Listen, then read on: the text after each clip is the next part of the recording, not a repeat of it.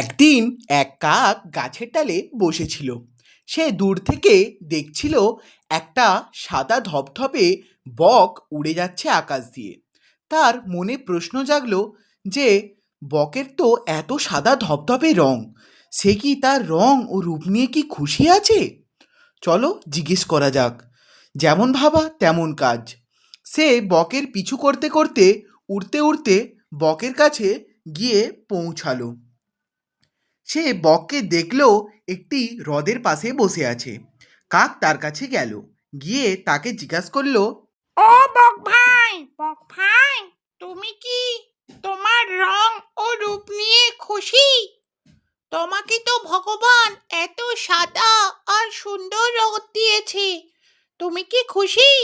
বক বলল, না রে ভাই, আমার থেকে তো রং বেশি দিয়েছে টিয়াকে। টিয়া আমার থেকেও বেশি সুন্দর।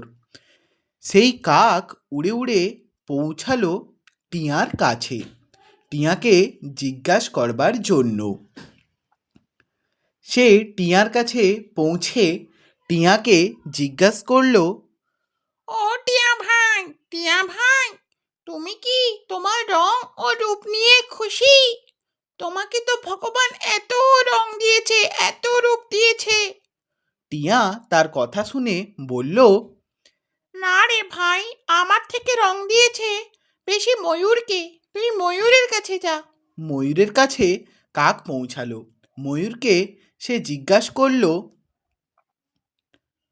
ও ময়ূর ভাই, তুমি কি তোমার রং ও রূপ নিয়ে খুশি?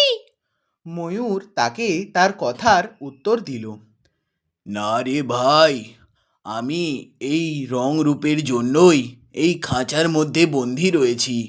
আমাকে ভগবান এত রং ও রূপ দিয়েছে, কিন্তু স্বাধীনতা আমার কেড়ে নিয়েছে। আমি পরের জন্মে যেন কাক হয়ে জন্মাই, আমার স্বাধীনতা তো থাকবে। কাক তার এরকম কথা শুনে তার দৃষ্টি খুলে গেল।